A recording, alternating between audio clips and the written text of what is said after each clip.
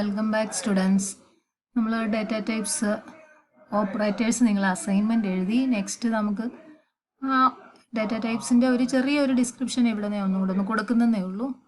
നമ്മൾ data types നമ്മൾ മെയിനായിട്ട് 2 ക്ലാസിഫിക്കേഷൻ പറഞ്ഞു. പ്രിമിറ്റീവ് ഡാറ്റ ടൈപ്സ്, അതിൽ തന്നെ integers, floating point, character, boolean. Then ഇൻറ്റിജേഴ്സിൽ നമ്മൾ വീണ്ടും ഒരു കാറ്റഗറൈസേഷൻ ഉണ്ട്, ഓർക്കുന്നുണ്ടോ? ഇൻറ്റിജറിനെ നമ്മൾ സാധാരണ ഉള്ളതിൽ നിന്നൊരു വ്യത്യാസം അവിടെയാണ് നമുക്ക് വരുന്നത്. ഇൻറ്റിജർ ആണെങ്കിൽ ഇൻറ്റ്, ഫ്ലോട്ട് അല്ലേ, ആ രീതിയിലേക്ക് നമ്മൾ അതിനെ ക്ലാസിഫൈ ചെയ്തിട്ടുണ്ട്. ഇനി നമുക്ക് അതിൻ്റെ സൈസ് ഒന്ന് നോക്കാം. ഇൻറ്റ് സാധാരണ നമുക്ക് ഇൻറ്റിജർ എന്ന് പറഞ്ഞാൽ നിങ്ങൾക്ക് ആകെ അറിയാവുന്ന ഇൻറ്റാണ്. ഇവിടെ നോക്കിയേ, ഇവിടെ byte 8 bit, short 16 bit, int 32 bit, long 64 bit. നിങ്ങൾ ബിറ്റ് ബൈറ്റ്സ് ടേംസ് തമ്മിൽ മാറിപ്പോകല്ലേ. ബിറ്റ് ബൈറ്റ്സ് ടേംസ് യൂസ് ചെയ്യുമ്പോൾ അതൊന്ന് ശ്രദ്ധിച്ച് വേണം ചെയ്യാനായിട്ട് കേട്ടോ. നെക്സ്റ്റ് ഫ്ലോട്ടിംഗ് പോയിന്റിലേക്ക് വരികയാണെങ്കിൽ ഫ്ലോട്ട് 32 ബിറ്റും ഡബിൾ 64 ബിറ്റും. സാധാരണയിൽ വ്യത്യാസമായി നമുക്ക് ഫ്ലോട്ട്, ഡബിൾ എന്ന് പറഞ്ഞിട്ട് 2 ടൈപ്പ്. ബൂളിയൻ ആണെങ്കിൽ നിങ്ങൾക്കറിയാം ട്രൂ ഓർ ഫോൾസ്, 0 ഓർ 1. ഇതാണ് അതിൻ്റെ എല്ലാ ടൈപ്പും ഞാനിവിടെ സ്പെസിഫൈ ചെയ്തിട്ടില്ല, ജസ്റ്റ് ഒന്ന് റീകളക്ട് ചെയ്തതേ ഉള്ളൂ. ഇനി നമുക്ക് നെക്സ്റ്റ് ഒരു ഡാറ്റ ടൈപ്പ് കൺവേർഷൻ എങ്ങനെയാണ്, അല്ലെ ഇതിനകത്ത് ഒരു ടൈപ്പിൽ നിന്ന് വേറൊരു ടൈപ്പിലേക്ക് കൺവേർട്ട് ചെയ്യാൻ പറ്റുന്നത് എങ്ങനെയാണെന്ന് നോക്കാം. ഓൾറെഡി നിങ്ങളിത് സ്റ്റഡി ചെയ്തിട്ടുള്ളതാണ്. അപ്പോൾ ഇവിടെ ഓട്ടോമാറ്റിക് കൺവേർഷൻ നമുക്ക് ഇതിനകത്ത് നടത്താൻ പറ്റും. Automatic conversion will takes place. 2 possibility ആണുള്ളത്. First 2 types are compatible. Second possibility എന്ന് പറയുന്നത് destination is larger than source. Compatible size ആണെങ്കിൽ ഓട്ടോമാറ്റിക് കൺവേർഷൻ നടക്കും. അല്ലെങ്കിൽ നമ്മൾ ഏതിലേക്കാണോ കൺവേർട്ട് ചെയ്യുന്നത് ആ ടൈപ്പ് ഒരു ഹയർ ടൈപ്പ് ആണെങ്കിലും ഓട്ടോമാറ്റിക് കൺവേർഷൻ അവിടെ നടക്കും. ഇവിടെ നമുക്ക് നോക്കാം, ബൈ ഡിഫോൾട്ടായിട്ട് വരുന്നത് ന്യൂമറിക് വാല്യൂ ആണെങ്കിൽ ഇൻറ്റിജർ ആയിട്ട് ട്രീറ്റ് ചെയ്യുന്നു. അതുപോലെ തന്നെ ഫ്ലോട്ട് ഡെസിമൽ വാല്യൂ ആണെങ്കിൽ ഡബിൾ ആയിട്ട് ട്രീറ്റ് ചെയ്യുന്നു അല്ലേ. ഇനി നമുക്ക് അസൈൻ ചെയ്യാൻ പറ്റുന്ന ന്യൂമറിക് വാല്യൂവിനെ ബൈറ്റായിട്ടോ ഷോർട്ടായിട്ടോ ആണെങ്കിൽ കുഴപ്പമില്ല. But if you use any value with them, then ഫ്ലോട്ടിൽ നമുക്ക് എഫ് കൊണ്ടും അസൈൻ ചെയ്യാം. ലോങ് ആണെങ്കിൽ എല്ലും അസൈൻ ചെയ്യാം. നമ്മൾ ഫ്ലോട്ട് ഇപ്പം അസൈൻ ചെയ്യുമ്പം അതിൻ്റെ കൂടെ തന്നെ നിങ്ങൾക്ക് എഫും യൂസ് ചെയ്യാം, ലോങ് ആണെങ്കിൽ എല്ലും യൂസ് ചെയ്യാം. നമ്മൾ പ്രോഗ്രാമിൽ വരുമ്പോൾ നിങ്ങൾക്ക് അതൊന്ന് ക്ലാരിഫൈ ചെയ്ത് പറഞ്ഞുതരാം കേട്ടോ. ഇനി ന്യൂമറൽസ് ആണെങ്കിൽ അതായത് byte, short, int, long, float, double, ഇതെല്ലാം തന്നെ സെൽഫ് കമ്പാറ്റബിൾ ആണ്. പക്ഷേ ഇത് ക്യാർ ആൻഡ് ബൂളിയൻ ആയിട്ട് കമ്പാറ്റബിൾ അല്ല. അതുപോലെ തന്നെ ക്യാർ ആൻഡ് ബൂളിയൻ ആർ കമ്പാറ്റബിളേ അല്ല. ഇത്രയും കാര്യങ്ങൾ സെൽഫ് കമ്പാറ്റബിൾ ആയിരിക്കും. ഇനി നമുക്കൊന്ന് നോക്കാം കാസ്റ്റിംഗ് എന്താണ്. കാസ്റ്റിംഗ് ഓർമ്മയുണ്ടോ? നമ്മൾ ഒരു ഡാറ്റ ടൈപ്പിൽ നിന്ന് വേറൊരു ടൈപ്പിലേക്ക് കൺവേർട്ട് ചെയ്യുന്നതാണ് കാസ്റ്റിംഗ് എന്ന് പറയുന്നത്. അതിന് കുറച്ച് റൂൾസ് നമ്മൾ ഓൾറെഡി പഠിച്ചിട്ടുണ്ട്. അപ്പോൾ ഇത് നോക്കി, കാസ്റ്റിംഗ് എന്ന് പറയുമ്പോൾ നമുക്കൊരു ഇൻറ്റിജറിനെ ഡബിൾ ആക്കാം, അല്ലെങ്കിൽ ഡബിളിനെ ഇൻറ്റ് ആക്കാം. ഇതൊക്കെ കാസ്റ്റിങ്ങിൽ വരുന്നതാണ് അല്ലേ. അപ്പം നമ്മൾ കുറച്ച് കാര്യങ്ങൾ ഓട്ടോമാറ്റിക് കൺവേർഷനും പറഞ്ഞിട്ടുണ്ട്. കമ്പാറ്റബിലിറ്റി സാറ്റിസ്ഫൈ ചെയ്യുന്നതാണ്, അല്ലെ ഡെസ്റ്റിനേഷൻ ലാർജർ ആണെങ്കിലും ഓട്ടോമാറ്റിക് ടൈപ്പ് കൺവേർഷൻ നടക്കുന്നത്. നെക്സ്റ്റ് നമുക്ക് നോക്കാം. Casting is the temporary conversion of a variable from its original data type to some other data type. So originally ആ ഡാറ്റ ടൈപ്പ് ഏതാണോ അതിൽ നിന്നും മറ്റൊരു ഡാറ്റ ടൈപ്പിലേക്കുള്ള കൺവേർഷനാണ് കാസ്റ്റിംഗ് എന്ന് പറയുന്നത്. ഇത് primitive data types if a cast is necessary from a less inclusive data type to a more inclusive data type, it is done automatically if they are compatible. ഇപ്പോൾ ലെസ്സിൽ നിന്ന് ലോയിൽ നിന്ന് ഹയറിലേക്ക് വരണമെങ്കിൽ അവിടെ അത് കമ്പാറ്റബിൾ ആയിരിക്കണം. ഇപ്പോൾ എക്സാമ്പിൾ തന്നിരിക്കുന്ന x=5, ഒരു ഡബിൾ ഒരു ഇൻറ്റിജറും തന്നിട്ടുണ്ട്. നമ്മളവിടെ ഡബിളിലേക്ക് ഔട്ട്പുട്ട് സ്റ്റോർ ചെയ്യുമ്പോൾ ഒരു ഡബിളും ഒരു ഇൻറ്റിജറും ആണ് അതിനകത്ത് ഓപ്പറേറ്റ് ചെയ്യുന്നത്. പക്ഷെ അവിടെ പ്രോബ്ലം ഒന്നുമില്ല, കാരണം ലെസ്സിൽ നിന്ന് ഹൈയിലേക്കാണ് അവിടെ കൺവേർഷൻ നടക്കുന്നത് അല്ലേ. നെക്സ്റ്റ് പറയുകയാണെങ്കിൽ if cast is necessary from a more inclusive to a less inclusive ആണെങ്കിൽ എന്താ ചെയ്യുക? അവിടെ നമ്മൾ എക്സ്പ്ലിസിറ്റ് ആയിട്ട് ആ കാസ്റ്റിൽ സ്പെസിഫൈ ചെയ്യണം. ഏത് ടൈപ്പിലേക്കാണോ, ഒരു ഹയറിൽ നിന്ന് ലോയിലേക്കാണെങ്കിൽ നമ്മൾ ആ ടൈപ്പ് സ്പെസിഫൈ ചെയ്തെങ്കിൽ മാത്രമേ ടൈപ്പ് കാസ്റ്റിംഗ് നടക്കുകയുള്ളൂ. ഇവിടെ ഒരു ഡബിളിൽ നിന്ന് ഒരു ഇൻറ്റിലേക്കാണ് കൺവേർട്ട് ചെയ്തിരിക്കുന്നത്. അത് ഇൻറ്റ് ഓഫ് ആണ് അതിനകത്ത് കൊടുത്തിരിക്കുന്നത്. നേരത്തെ ഓട്ടോമാറ്റിക് കൺവേർട്ട് ചെയ്യുമെങ്കിൽ ഹൈയിൽ നിന്ന് ലോയിലേക്കാണെങ്കിൽ നമ്മൾ സ്പെസിഫിക് ആയിട്ട് ആ ഏത് ടൈപ്പിലേക്കാണ് കൺവേർട്ട് ചെയ്യേണ്ടതെന്നുള്ള അവിടെ സ്പെസിഫൈ ചെയ്തിരിക്കണം. നെക്സ്റ്റ് നമുക്ക് നോക്കാം, ഇൻറ്റിജറിൽ നിന്നും ഡിഫറെൻറ്റ് ടൈപ്സിലേക്കുള്ള കൺവേർഷനാണ്. അപ്പോൾ എന്താണ് അതിനകത്ത് rules? If either operand is double then the other operands are converted to double. ഒന്ന് ഇൻറ്റിജർ ആയിരിക്കും, മറ്റേത് ഡബിൾ ആണെങ്കിൽ അത് ഓട്ടോമാറ്റിക്കലി ഡബിളിലേക്ക് കൺവേർട്ട് ചെയ്യും. ഇനി ഏതെങ്കിലും ഒന്ന് ഫ്ലോട്ട് ആണെങ്കിൽ അത് ഫ്ലോട്ടിലേക്ക് കൺവേർട്ട് ചെയ്യും. അതല്ല രണ്ടും എന്താണ് ടൈപ്പ് ലോങ് ആണെങ്കിൽ കൺവേർട്ടഡ് ടു ലോങ് ആകും, അല്ലെങ്കിൽ ബോത്ത് ആർ കൺവേർട്ടഡ് ടു ഇൻഡ് ആയിരിക്കും. നെക്സ്റ്റ് നമുക്ക് സ്കോപ്പ് എന്താണെന്ന് നോക്കാം. What is a scope of a variable?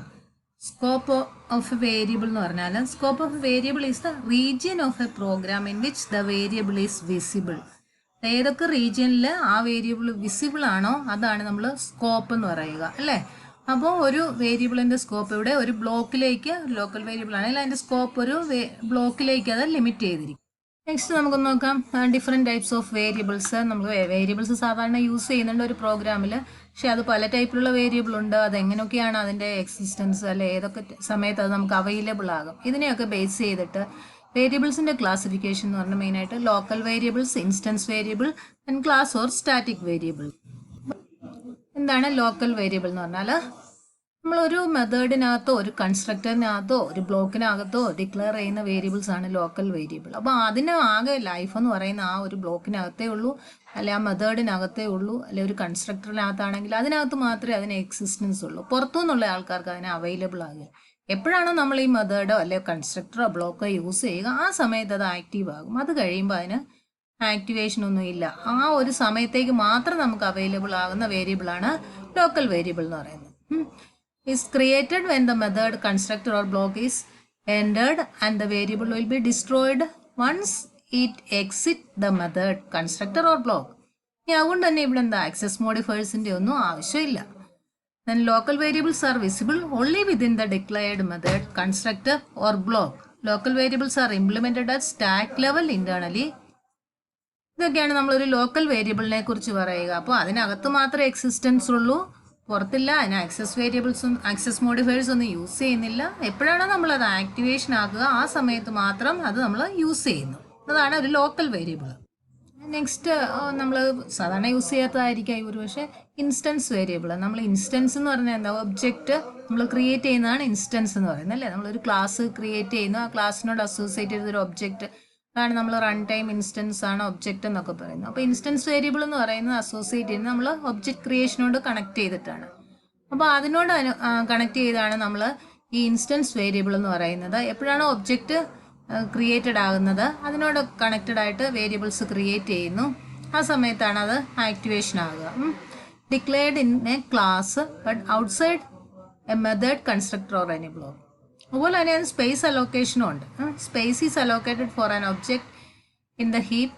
A slot for each instance variable value is created. എത്ര ഇൻസ്റ്റൻസ് ഉണ്ടോ അതനുസരിച്ച് അതിൻ്റെ വാല്യൂ ക്രിയേറ്റ് ചെയ്യുന്നുണ്ട്.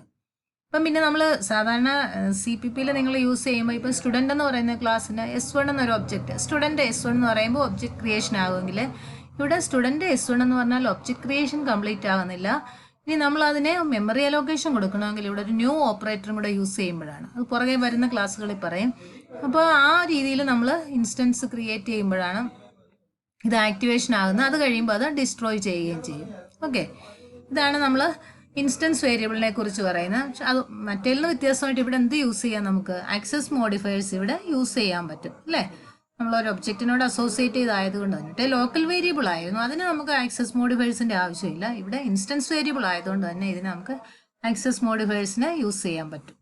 നെക്സ്റ്റ് ഐഡൻറ്റിഫയേഴ്സ് ഓൾറെഡി അറിയാവുന്നതാണ്. ക്ലാസ് നെയിമും മെത്തേഡ് നെയിമും ഒക്കെ ആയിട്ട് നമ്മൾ യൂസ് ചെയ്യുന്ന വേരിയബിൾ നെയിം. നിങ്ങൾക്ക് അതിൻ്റെ വാലിഡ് എക്സാമ്പിളും ഇൻവാലിഡ് ഐഡൻറ്റിഫയേഴ്സും തന്നിട്ടുണ്ട്.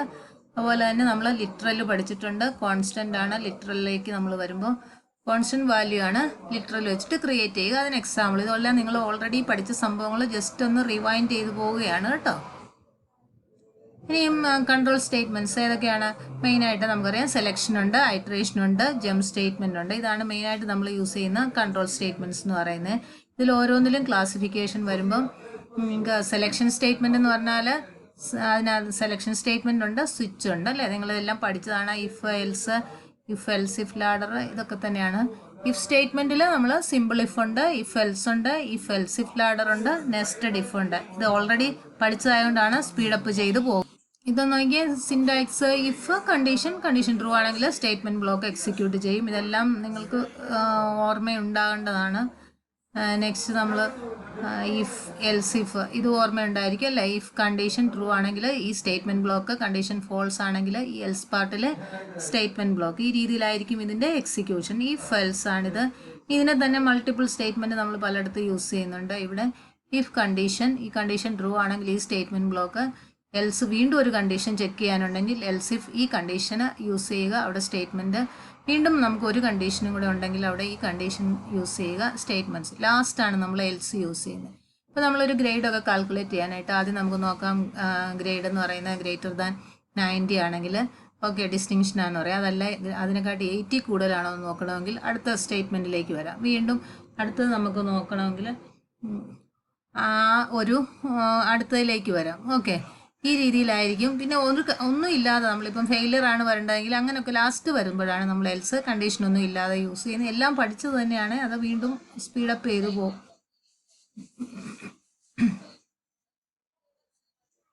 ഇതൊരു ചെറിയ എക്സാമ്പിളാണ്, നിങ്ങൾ സാധാരണ ചെയ്തിട്ടുള്ള പ്രോഗ്രാമാണ്. ഇവിടെ ഒരു പുതിയ ഒരു സ്റ്റേറ്റ്മെൻറ്റ് നമ്മൾ 2 എണ്ണം ഉണ്ട്. Import java.util.scanner. ഇവിടെ ഇമ്പോർട്ട് എന്ന് പറയുന്നത് നിങ്ങൾ CPP ഒരു ഹാഷ് ഇൻക്ലൂഡ് നമ്മൾ ചെയ്യുന്ന പോലെ ഇവിടെ നിങ്ങൾക്ക് പഠിക്കാനുള്ളവരാണ്. പാക്കേജുകളെ നമുക്ക് ഇമ്പോർട്ട് ചെയ്യാം. ആ പാക്കേജിനകത്ത് കുറേ ക്ലാസ്സസും മെത്തേഡ്സും ഒക്കെയാണ് യൂസ് ചെയ്യുന്നത്. അപ്പോൾ അതിന് വേണ്ടിയിട്ടാണ് നമ്മൾ ഈ ഇമ്പോർട്ട് സ്റ്റേറ്റ്മെൻറ്റ് ഇവിടെ യൂസ് ചെയ്തിരിക്കുന്നത്. അത് പുറകെ പഠിക്കാനുള്ളതാണ് കേട്ടോ.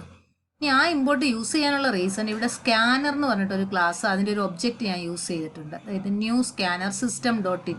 ഓൾറെഡി ഞാൻ പറഞ്ഞ സിസ്റ്റം എന്ന് പറയുന്ന ക്ലാസ്സിന് 3 ഒബ്ജക്റ്റ് ഉണ്ട്. ഇന്ന്, ഔട്ട്, എറർ. ഇൻപുട്ടിനാണെങ്കിൽ ഇന്ന്, ഔട്ട്പുട്ടിനാണെങ്കിൽ system.out നമ്മൾ യൂസ് ചെയ്യുന്നല്ലേ. അതുപോലെ ഇവിടെ സ്കാനറിൻ്റെ ഒബ്ജക്റ്റിലേക്ക് നമ്മൾ ഇനിഷ്യലൈസ് ചെയ്തിരിക്കുകയാണ്.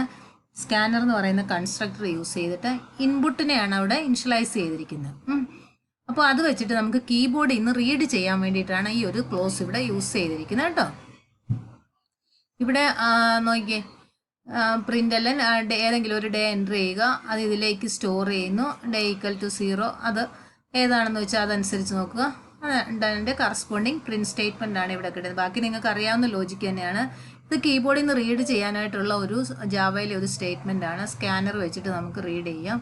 അപ്പോൾ അതിലേക്ക് നമ്മൾ കൊടുക്കുന്ന വാല്യൂ ഇതനുസരിച്ച് സ്റ്റോർ ചെയ്യാൻ പറ്റും. അത് മാത്രമാണ് ഇതിനകത്തുള്ള ഒരു പ്രത്യേകത എന്ന് പറയുന്നത്. ഇത് നിങ്ങൾക്ക് ഫെമിലിയർ ആണല്ലോ. സ്വിച്ച് എക്സ്പ്രഷൻ ഏതെങ്കിലും ഒരു കേസ് വാല്യൂ ആയിട്ട് മാച്ച് ചെയ്യുകയാണെങ്കിൽ ആ കറസ്പോണ്ടിങ് ബ്ലോക്ക് എക്സിക്യൂട്ട് ചെയ്യും. എല്ലാം ഓൾറെഡി സ്റ്റഡീഡ് ആണ്. ഇതിനകത്തൊക്കെ എന്തെങ്കിലും ഡൗട്ട്സ് ഉണ്ടെങ്കിൽ നിങ്ങൾ അന്നേരം ചോദിച്ചോളുക കേട്ടോ. നെക്സ്റ്റ് നമുക്ക് ലൂപ്പിലേക്ക് വരാം. ലൂപ്പിൽ എല്ലാ ലൂപ്പിംഗ് സ്റ്റേറ്റ്മെൻറ്റ്സിനും മെയിനായിട്ട് 3 പാർട്ടുണ്ട്. ലൂപ്പ് കൺട്രോൾ ചെയ്യാനൊരു വേരിയബിൾ കാണും, പിന്നെ അതിനൊരു ഇനിഷ്യലൈസേഷൻ കാണും, കണ്ടീഷൻ ചെക്ക് ചെയ്യും, then increment or decrement or alteration, പിന്നെ നമ്മുടെ സ്റ്റേറ്റ്മെൻറ്റ്സ് ആണ്. ഇതാണ് ഒരു ലൂപ്പിൻ്റെ മെയിൻ ആയിട്ടുള്ള പാർട്ട്. അപ്പോൾ ലൂപ്പിനെ കൺട്രോൾ ചെയ്യുന്ന ഒരു വേരിയബിൾ, ആ വേരിയബിളിന് ഒരു ഇനിഷ്യൽ വാല്യൂ ഉണ്ട്, അതിനൊരു എക്സിറ്റ് ചെയ്യാനൊരു കണ്ടീഷൻ ചെക്ക് ചെയ്യേണ്ടതായിട്ടുണ്ട്, പിന്നെ നമ്മൾ ഇൻക്രിമെൻറ്റോ ഡിക്രിമെൻറ്റോ അതിനകത്ത് കൊടുക്കും. ഈ 3 കാര്യങ്ങൾ എല്ലാ ലൂപ്പിനും ഒബേ ചെയ്യുന്ന 3 പാർട്ടാണ്.